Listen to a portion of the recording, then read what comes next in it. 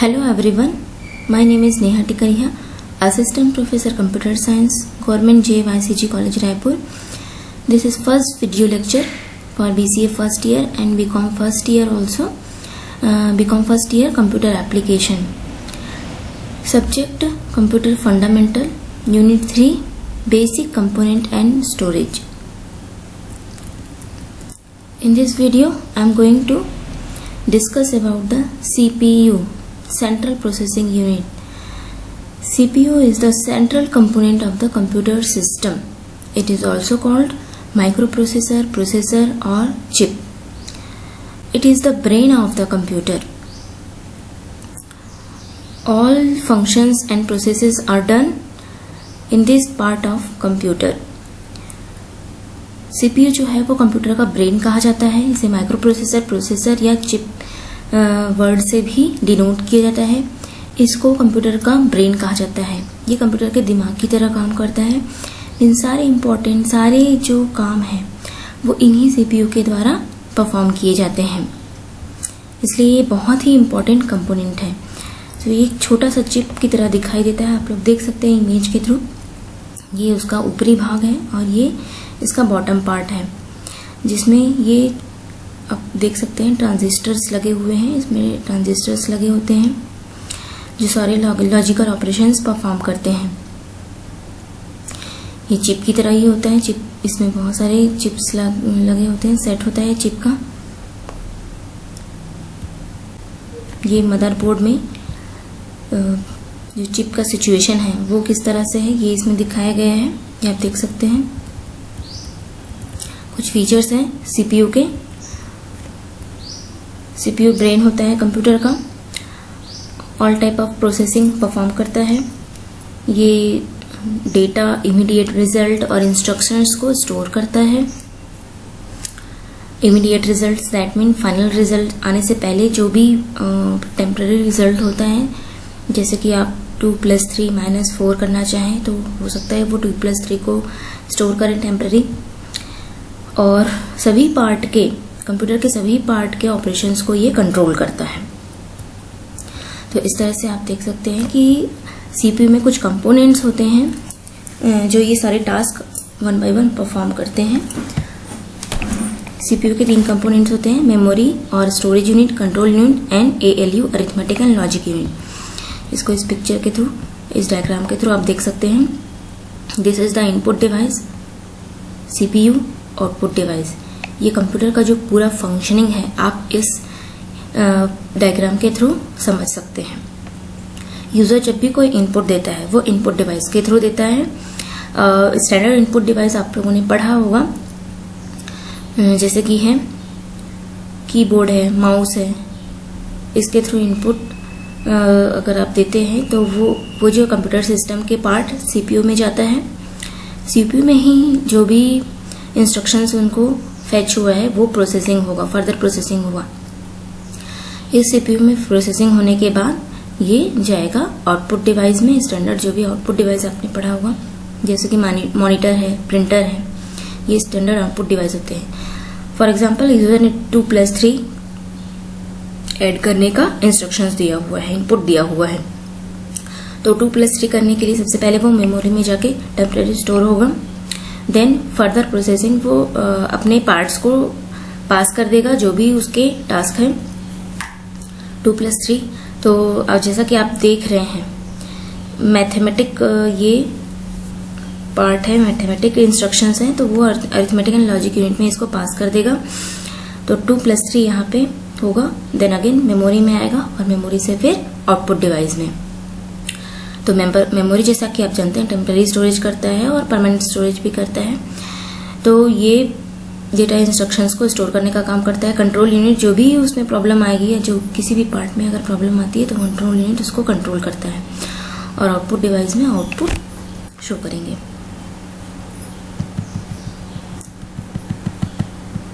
देखते हैं next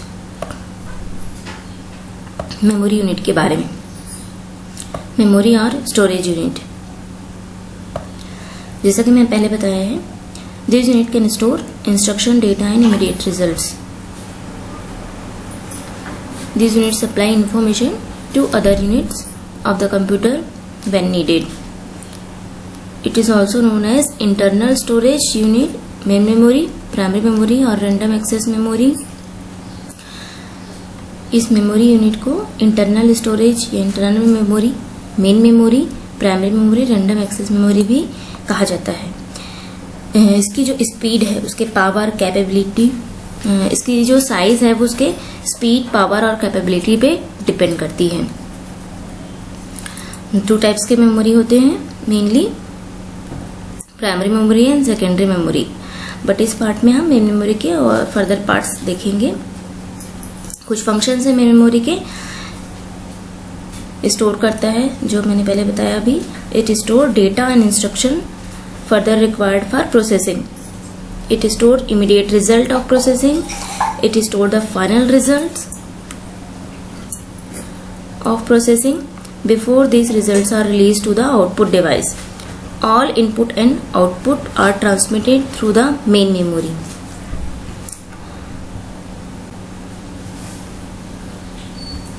data instruction जो प्रोसेसिंग के लिए रिक्वायर्ड है उसको स्टोर करता है. इमीडिएट रिजल्ट, टेम्पररी जो रिजल्ट है उसको स्टोर करता है. फाइनल रिजल्ट को भी स्टोर करता है. और इनपुट और आउटपुट के बीच में ट्रांसमीटर का काम करता है. नेक्स्ट है कंट्रोल यूनिट. कंट्रोल यूनिट का मेन काम, जैसा कि नाम से क्लियर है, ये कंट्रोलेशन का काम करता है. जैसा कि मैंने पहले बताया है, ये कंप्यूटर के हर एक पार्ट को कंट्रोल करता है, हर एक यूनिट को कंट्रोल करने का काम करता है. लेकिन ये कोई भी डेटा कैरी नहीं करता और प्रोसेसिंग का काम भी नहीं करता है. तो देख सकते हैं इसमें फंक्शंस लिखा हुआ. It is responsible for controlling the transfer of data and instruction among other unit of a computer. It manage and coordinate all the units of computer. It obtains the instruction from the memory, interrupts them and directs the operation of computer. It communicates with input-output devices for transfer of data और result from storage. Controlling का काम करता है all parts में. और 2 unit के बीच में कोऑर्डिनेशन का काम भी करता है कि कहीं फ्लो ज़्यादा, कहीं फ्लो कम तो नहीं हो रहा है. और ये मेमोरी से इंस्ट्रक्शंस को लेता है और उसे इंटरप्रेट करता है और उसके ऑपरेशन को डायरेक्शंस भी देता है कि उसको कहाँ जाना है नेक्स्ट. और इनपुट और आउटपुट के बीच में जो ट्रांसफर होता है डेटा का, उसको भी वो कंट्रोल करता है. और ये कोई भी डेटा प्रोसेसिंग का काम नहीं करता है, सिर्फ ये कंट्रोलिंग का काम करता है. ALU. Next is ALU, arithmetic and logic unit. इस सेक्शन में हम देखेंगे अरिथमेटिक सेक्शन और लॉजिक सेक्शन. जैसा कि मैंने बताया है, अरिथमेटिक एंड लॉजिक यूनिट जो है वो अरिथमेटिक या लॉजिक ऑपरेशंस जो भी होते हैं CPU में, उसको परफॉर्म करता है. तो अरिथमेटिक ऑपरेशंस में क्या क्या है, एडिशन, सब्ट्रैक्शन, मल्टीप्लिकेशन, डिवीजन, इस तरह के. और कॉम्प्लेक्स ऑपरेशंस जो होते हैं उनको भी परफॉर्म करता है. लॉजिक सेक्शंस में लॉजिक ऑपरेशंस परफॉर्म करता है. कंपैरिजन हो गया, selection, matching and merging of data. Next हम देखते हैं कि इंस्ट्रक्शन सेट होता क्या है. CPU के पास कुछ बिल्ट इन इंस्ट्रक्शन सेट होते हैं. इंस्ट्रक्शंस होते हैं जो एक सेट के फॉर्म में होते हैं, जो इंस्ट्रक्शन सेट कहलाते हैं. लगभग 200 तरह के या उससे ज़्यादा भी इंस्ट्रक्शन सेट होते हैं, just like add, subtract, compare, इस तरह से. CPU के different manufacturers different instruction set बनाते हैं. रजिस्टर्स. नेक्स्ट हम देखते हैं कि रजिस्टर होता क्या है. रजिस्टर एक स्पेशल मेमोरी यूनिट होता है जो कि टेम्पररी स्टोरेज का काम करता है. जैसे कि temporary storage, that means final result आने से पहले जो भी टेम्पररी जो रिजल्ट होता है उनको स्टोर करेगा. इस तरह से ये टेम्पररी स्टोरेज का काम करता है. जैसे कि मैंने अपनी बताया एग्जाम्पल, 2 + 3 - 4 अगर करना है आपको, तो हो सकता है 2 + 3 को पहले स्टोर करके रखेगा, फिर उस 2 + 3 5 में से -4 करेगा, देन फाइनल रिजल्ट को इसको. तो इसका काम, रजिस्टर का काम होता है, टेम्पररी स्टोरेज का काम.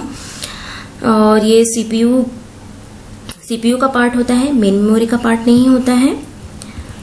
और जो उसका लेंथ होता है, रजिस्टर का लेंथ होता है, वो वर्ड साइज कहलाता है. और इसको नंबर ऑफ बिट्स से मेजर किया जाता है।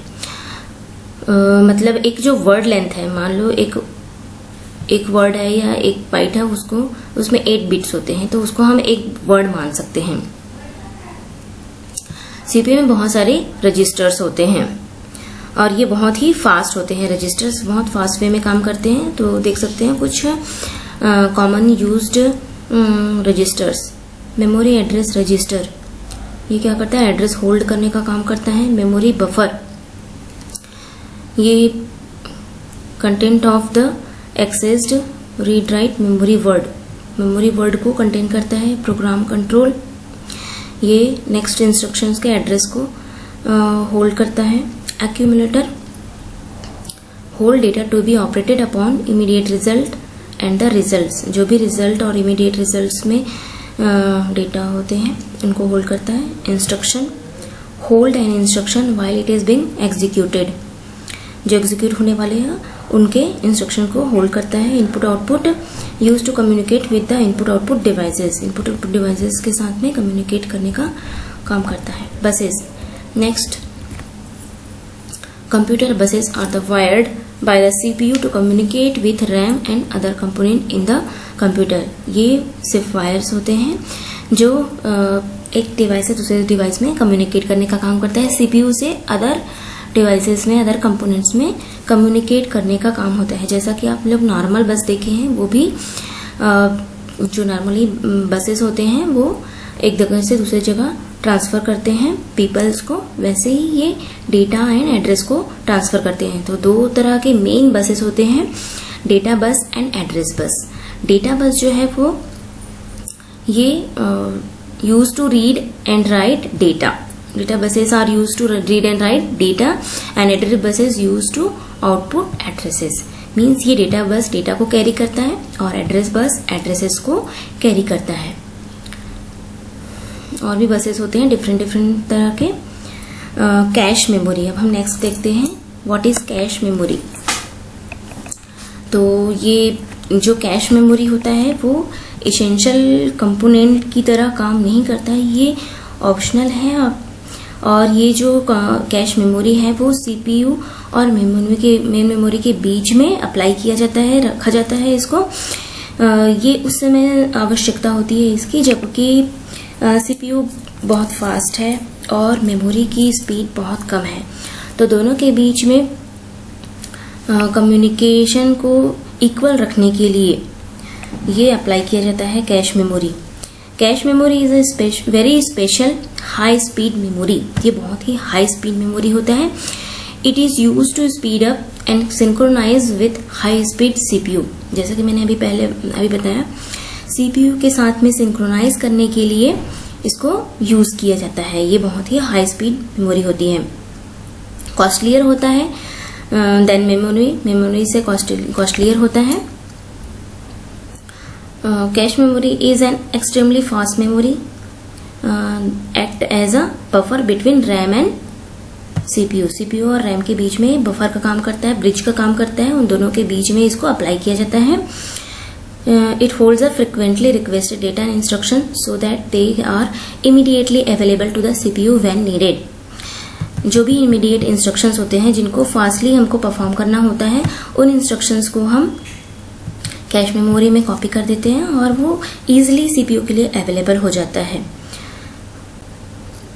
Cache memory use to reduce the average time to access data from the main memory. इस तरह से मेन मेमोरी अगर स्लो है तो कैश मेमोरी की सहायता से जो एवरेज एक्सेस टाइम है वो इंक्रीज हो जाता, एवरेज एक्सेस टाइम है वो रिड्यूस हो जाता है। Cache memory is smaller and faster. ये साइज बहुत छोटा होता है इसका और ये बहुत ही फास्ट वे में वर्क करता है। ये पूरे डेटा को स्टोर नहीं करता है cache memory, only the part of the main memory. It contains only the part of the main memory. Memory के केवल कुछ पार्ट्स को ही जो इमीडिएटली एग्जीक्यूट होना है उनको स्टोर करके रखता है और ये जल्दी से सीपीयू के द्वारा फैच कर लिया जाता है। ये आप देख सकते हैं डायग्राम के थ्रू कि सीपीयू और मेन मेमोरी के बीच में या प्राइमरी मेमोरी के बीच में कैश मेमोरी किस तरह से इसको स्थित किया गया है, सिचुएट किया गया है। अब हम मेमोरी के कुछ पार्ट्स देखते हैं। Memory basically two types, primary memory and secondary memory. But इस पार्ट में हम रैम और रोम के बारे में डिस्कस करेंगे। तो types of memory, RAM and ROM. तो RAM is nothing but primary memory, main memory, random access memory, जो भी आप इसको बोले। तो रैम का फुल फॉर्म होता है रैंडम एक्सेस मेमोरी, इसे ही हम मेन मेमोरी कहते हैं, प्राइमरी मेमोरी या इंटरनल स्टोरेज जिसको आप बोलते हैं। It is also called read write memory. इसको रीड राइट मेमोरी भी कहा जाता है क्योंकि इसमें हम रीड भी कर सकते हैं और राइट भी कर सकते हैं। मेन मेमोरी और प्राइमरी मेमोरी भी कहा जा सकता है। The programs and data that the CPU requires during execution of a program are stored in this memory. Execution के लिए, CPU की एग्जीक्यूशन के लिए जो भी मेमोरी रिक्वायर्ड होती है इसी में हम स्टोर करते हैं। It is volatile memory as the data loses when the power is turned off. ये वॉलेटाइल मेमोरी कहा जाता है। बहुत इंपॉर्टेंट पॉइंट है ये, आप इसको याद रखेंगे। वॉलेटाइल मेमोरी का मतलब ये होता है कि जैसे ही पावर ऑफ होता है इसमें जो स्टोर डेटा है वो लॉस हो जाते हैं। रैम को हम फर्दर क्लासिफाइड कर सकते हैं SRAM और DRAM से। SRAM का फुल फॉर्म होता है static random access memory, DRAM का फुल फॉर्म होता है डायनेमिक रैंडम एक्सेस मेमोरी, जिसके बीच में आप डिफरेंस देख सकते हैं कि ये क्या होता है DRAM और SRAM के बीच में। ये रैम के दो पार्ट्स हैं, constructed of tiny capacitor that leak electricity. ये कैपेसिटर का बना होता है, ये सर्किट्स का बना होता है जिसमें D फ्लिप फ्लॉप यूज होते हैं। इसमें फ्रिक्वेंटली रिचार्ज की आवश्यकता होती है इसके डेटा को मेंटेन रखने के लिए, और ये इसके जो पावर है वो अवेलेबल होते हैं, इसके जो कंटेंट है वो अवेलेबल होते हैं जब तक कि पावर अवेलेबल होते हैं। Holds its content as long as power is available. ये इनएक्सपेंसिव होता है, एक्सपेंसिव होता है। DRAM जो होता है स्लोअर होता है और SRAM फास्टर होता है। DRAM can store many bits per chip, SRAM can not store many bit per chip. DRAM uses less power, SRAM uses more power. DRAM generates less hit, SRAM generates more hit. DRAM used for main memory, SRAM used for cache memory. तो इस तरह से आप इसमें difference देख सकते हैं कि ये फास्टर होता है, ये स्लोअर होता है, ये ज़्यादा पावर लेता है, ये कम पावर लेता है, ये इसमें कम हीट जनरेट होती है, इसमें ज़्यादा हीट जनरेट होती है। मेमोरी में यूज़ किया जाता है और SRAM कैश मेमोरी में यूज़ होता है। मेन मेमोरी का आप ऑर्गेनाइजेशन देख सकते हैं इस तरह से। मेमोरी जो एरिया होता है, मेमोरी सेल्स होता है, इस तरह से ये डिवाइडेड होते हैं सेल्स में। तो देख सकते हैं यहाँ पे ये जो है इनके ये लोकेशंस हैं 0, 1, 2, 3। ये इस तरह ये सेल्स हैं जो हैं वो फर्दर डिवाइडेड होते हैं बिट्स में। ये जो एक सेल है वो कहलाता है, एक जो एक लाइन ब्लॉक है वो कहलाता है वर्ड, एक वर्ड, मेमोरी वर्ड। और ये मेमोरी वर्ड जो है फर्दर क्लासिफाइड होते हैं, फर्दर डिवाइडेड होते हैं नंबर ऑफ बिट्स में। मतलब एक वर्ड लेंथ अगर हम बोलें तो उसमें वर्ड लेंथ में कितने बिट हैं ये आपको मेजर करना होता है। तो एक वर्ड में नंबर ऑफ बिट्स होते हैं। Each word contain the same number of bits is equal to word length. तो मान लो 1 byte is equal to 8 bit, तो इसका वर्ड लेंथ होगा 1 बाइट और उसमें नंबर ऑफ बिट्स होंगे 8 बिट्स। इस तरह से आप समझ सकते हैं इसको। Read only memory, Rome, store crucial information essential to operate the system, like the program essential to boot the computer. It is not volatile, always retain its data, used in embedded system or where the programming needs no change. तो रोम ये भी memory का part है। ये जो है system को boot करने के लिए आवश्यक इंफॉर्मेशंस होते हैं उनको स्टोर करके रखता है, और ये वॉलेटाइल मेमोरी नहीं है, ये नॉन वॉलेटाइल मेमोरी है। नॉन वॉलेटाइल का मतलब है अगर पावर ऑफ हो जाता है तो भी इसमें स्टोर डेटा डिलीट नहीं होंगे, इरेज नहीं होंगे। ये डेटा को लंबे समय तक याद करता है और इसको सिस्टम बनाते समय उसमें प्रोग्रामिंग के थ्रू इम्बेड कर दिया जाता है, जो कि चेंजेबल नहीं होता है, उसको चेंज नहीं किया जा सकता है। बट रोम के और फर्दर क्लासिफिकेशंस हैं। पर्टिकुलर ये कैलकुलेटर अदर पेरिफेरल डिवाइसेस में यूज किया जाता है, जिसमें कुछ इंस्ट्रक्शंस होते हैं, जैसे कि बूटिंग होते समय सिस्टम बूट जब होता है तो उसमें इंपॉर्टेंट इंस्ट्रक्शंस, इंपॉर्टेंट इन्फॉर्मेशन जो होता है वो हमको दिखाई देता है। तो मेनली ये बूटिंग के लिए और पेरिफेरल डिवाइसेस में जो इंस्ट्रक्शंस या इन्फॉर्मेशन होते हैं वो स्टोर करने के लिए इसको रोम को यूज किया जाता है। अब इसको फर्दर क्लासिफाइड किया जाता है प्रोम, ई प्रोम और ई प्रोम में। देखते हैं ये सब क्या होता है। प्रोम का फुल फॉर्म होता है प्रोग्रामेबल रीड ओनली मेमोरी। इसमें यूजर द्वारा प्रोग्राम किया जाता है और एक बार जब प्रोग्राम कर दिया जाता है तो इसको चेंज नहीं किया जा सकता है, उसमें दोबारा नहीं लिखा जा सकता है। EPROM erasable programmable read only memory. इसमें रीप्रोग्राम किया जा सकता है। To erase data from it, expose it to ultraviolet light, to reprogram it, erase all the previous data. Erasable मतलब हम पहले से जो लिखे हुए इंस्ट्रक्शंस हैं उनको हम इरेज कर सकते हैं, उसमें रीप्रोग्रामिंग कर सकते हैं। Next is electrically erasable programmable read only memory.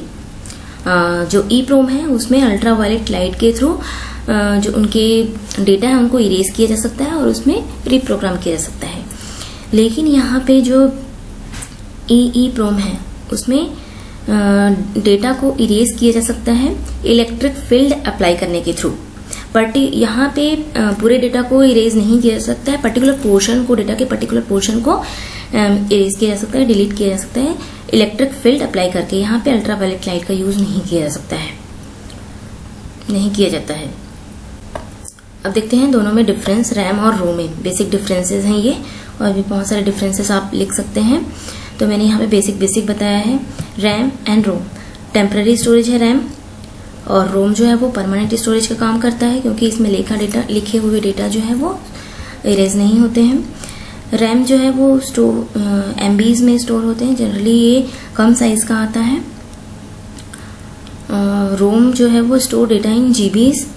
RAM volatile memory होता है, रोम नॉन वॉलेटाइल होता है। ये पावर ऑफ होने पे इसमें जो डेटा है वो इरेज हो जाते हैं, इसमें पावर ऑफ होने पे डेटा इरेज नहीं होते हैं। In RAM used in normal operations, RAM जो है वो नॉर्मल ऑपरेशंस में यूज होते हैं। और ROM use for startup process of computer, जैसे कि मैंने बताया स्टार्टअप प्रोसेस को बूटिंग कहा जाता है। तो कंप्यूटर को बूट करने के लिए, स्टार्ट करने के लिए इसमें नेसेसरी इंफॉर्मेशन होता है, उसके लिए यूज किया जाता है। RAM writing data is faster, RAM में डेटा राइट करना फास्ट होता है। रोम में डेटा राइट करना स्लो प्रोसेस होता है। अब देखते हैं प्रोसेसर की स्पीड क्या होती है। तो सिस्टम में बिल्ट इन सिस्टम क्लॉक्स होते हैं। सिस्टम क्लॉक्स जो होते हैं वो इलेक्ट्रिक पल्स में उसमें बहुत सारे इलेक्ट्रिक पल्स जनरेट होते रहते हैं पर सेकंड। जो ये साइकिल्स होते हैं वो डेटा को एक जगह से दूसरी जगह मूव होने के में एक जो टाइम लगता है वो एक 1 साइकिल काउंट किया जाता है। तो इस तरह से पर्टिकुलर प्रोग्राम को एग्जीक्यूट करने के लिए उसको इनपुट डिवाइस के थ्रू फेच करने, डिकोड करने और उसको एग्जीक्यूट करने में जो टाइम लगता है, पर्टिकुलर एक प्रोग्राम को, एक इंस्ट्रक्शंस को एग्जीक्यूट होने में बहुत सारे क्लॉक साइकिल्स यूज होते हैं, बहुत सारे क्लॉक साइकिल्स यूज होते हैं। Shorter the clock cycle faster the processor, तो जितने कम क्लॉक साइकिल में ये जो प्रोसेस कंप्लीट होगा उतना जो CPU है वो फास्टर कहलाएगा। तो हम कह सकते हैं कि ये क्लॉक स्पीड के थ्रू इज मेजर्ड, ये जो क्लॉक स्पीड है वो मेजर किया जाता है मेगाहर्ट्ज या गीगाहर्ट्ज में। जो प्रोसेसर की जो स्पीड है, CPU की जो स्पीड है वो मेगाहर्ट्ज या गीगाहर्ट्ज में मेजर किया जाता है। तो इस पार्ट में इतना ही। आगे के और भी जो स्टोरेज पार्ट है वो हम लेके आएंगे। Thank you.